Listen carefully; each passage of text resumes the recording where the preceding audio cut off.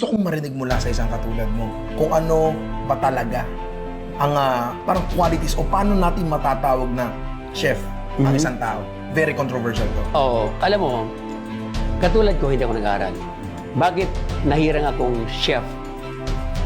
Kasi nakikita ng lahat ng tao. Ang ika nga, those are your believers.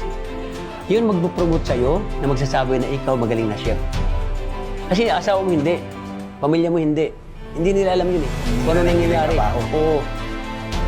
Ang mag-justify na yan, yung mga kaibigan mo. Yung mga kasama mo. Oo. Kasi depende yan sa gawa mo.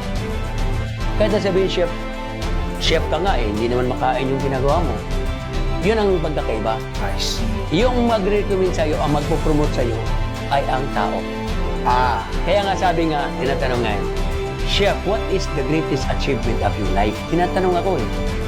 Sa Inquirer, sa TV. Alam mo sabi ko? Well, it's not money. In terms of money, no. Those people working under me, and that is the greatest achievement of my life because they are the one who pushed me up. If they are not, without them, I am nothing. Kasi yun mag-justify sa'yo. Bakit masarap luto ko? Bakit gustong-gusto ako ng hapon? Kasi masarap luto ko eh. Hindi naman ako graduate. Naniniwala. Kapag may naniniwala sa'yo, ibig sabihin, you are a good chef. Like you, naniniwala sa'yo. Kaya mataas na mataas ang YouTube ni Chef Ninong Rai.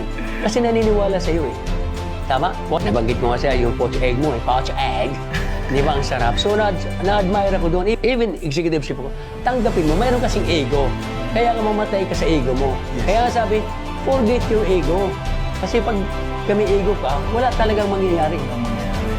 Eh ako, ganun ang ginawa ko eh. Nagsikap ako, kilala ko ng tao, so nagpapasalamat ako sa lahat ng naniniwala. Then nagkataon, naging celebrity chef ako.